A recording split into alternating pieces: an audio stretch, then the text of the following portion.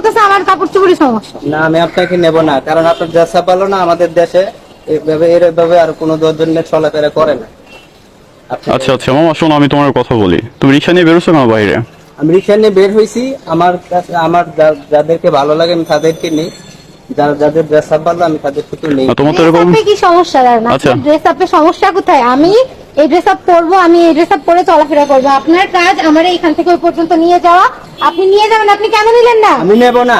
কেন নেবেন না? আচ্ছা আচ্ছা এক্সকিউজ মি আপু, আস্তে আস্তে কথা বলেন আপনি। যেভাবে চলাফেরা করে সেভাবে 10 জন মেয়ে দেখছেন? হ্যাঁ আমি দেখছি। আর 10 জনের ভিতরে 8 জনই এইভাবে চলাফেরা করে। অবশ্যই আপনাকে দেখছি এইভাবে। আর 10 জন মেয়ের ভিতরে 8 জন মেয়ে এইভাবে চলাফেরা করে। হ্যাঁ করে। করে? না করে না। কেন করে না?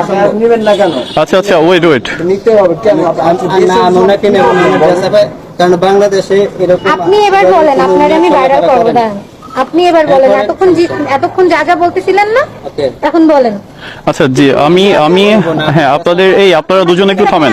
এই আপু একটু থামেন, শোনেন আমার কথা শোনেন। এই মামা কথা শোনো, একটু শোনো। কি ঝামেলা কি আপনার, কি সমস্যা কি? আমি বলতেছি আমি এখান থেকে ওই পর্যন্ত যাব, উনি আমাকে বলতেছে নিবে না। আচ্ছা নিবে না, ভালো কথা। সে বলে আমার ড্রেস আপের সমস্যা। আমার ড্রেস আপে কি সমস্যা?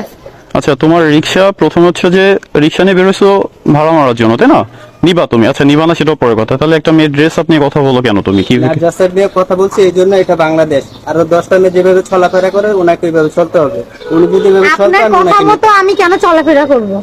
এটা বাংলাদেশ। এটা বাংলাদেশ হইলো আমার গার্জিয়ান আমার যেভাবে চলাফেরা করার পারমিশন দিয়ে আমি সেভাবে চলি। আপনার কথা মতো আমার কেন চলতে হবে? আচ্ছা মামা হ্যাঁ এই কথাটাও রাইট।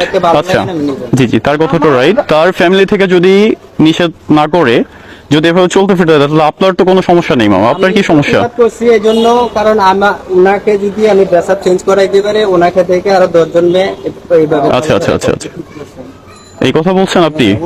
উনি যে বললো বাংলাদেশের কিছুদিন ওয়েট হ্যাঁ বাংলাদেশের 10 জন মেয়েরা এভাবে চলাফেরা করে না।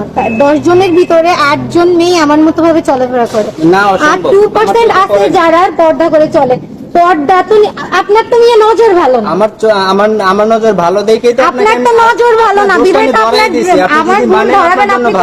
আপনি যদি না দেখেন তাহলে ভুল ধরাবেন কি করে? হ্যাঁ অবশ্যই না দেখ কিভাবে ধরবেন? আজকে আপনারে ভাইরাল করব। আচ্ছা আপনি ভিডিও করেন না? আচ্ছা এক্সকিউজ মি আপু, ভিডিও করেন। আপনি শুনেন, আমাদের মতো লোকের জন্য আজকে আমরা মেয়েরা স্বাধীনভাবে চলাফেরা করতে পারি। আপনার সাপোর্টেই কথা, আপনার পক্ষ থেকে কথা বলছি। ওয়েট মামা ওয়েট তুমি রিক্সা নিয়ে বেরোছো ভালো কথা, তুমি তাকে নিবা না সেটাও ভালো কথা। তুমি তো একটা মেয়ের ড্রেস আপনি কথা বলতে পারো না।